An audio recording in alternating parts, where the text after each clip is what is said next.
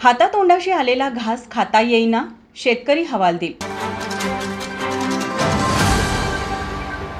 कोल्हापूर जिल्ह्यामध्ये यावर्षी मे महिन्यापासून पावसाने मान्सूनपूर्व सुरुवात केली होती। त्यामुळे शेतकऱ्यांना जमिनीची मशागत करता आली नाही। धो पडणारा पाऊस व तुडुंब पाण्याने भरलेल्या शेतजमिनींमुळे बिना पिकाची शेते राहिली होती। तर काही शेतांमध्ये शेतकऱ्यांनी परंपरागत पद्धतीने मशागत करून भात पिकाची व सोयाबीन आदी पिकांची पेरणी केली। सलग 4 ते 5 महिने नियमित व अनियमित स्वरूपात पडणाऱ्या पावसामुळे शेतकरी राजा हैराण होऊन गेला होता।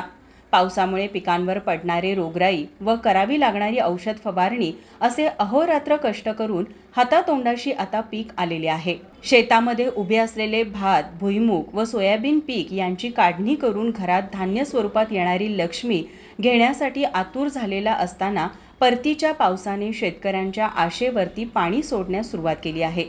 रात्रंदिवस मशागत करून योग्य ती बियाणे फवारणी सर्व कष्ट करून भात पीक काढणीला आल्यानंतर अनियमित स्वरूपाचा धो पाऊस पडत असल्यामुळे शेतात उभे असलेले भात पीक गळून पडेल या चिंतेने शेतकरी चिंताग्रस्त झाला आहे। माझा महाराष्ट्र न्यूज साठी करवीरहून विश्वनाथ मोरे। नोकरी असो वा लग्न, चष्म्याची अडचण आता होऊ देऊ नका। नंदादीप नेत्रालयात या आणि तुमच्या चष्म्यापासून मिळवा कायमची मुक्ती। कारण आता चष्मा घालवण्याची लासिक शस्त्रक्रिया फक्त 32,999 रुपयात। शिवाय 5,000 रुपयांपर्यंतचे लासिक स्क्रीनिंग अगदी मोफत। ऑफर मर्यादित कालावधीसाठी। तर वाट कसली बघताय, आजच कॉल करा 92 2000 1000। नंदादीप नेत्रालय, न्यू शाहूपुरी, कोल्हापूर। दृष्टी म्हणजे नंदादीप।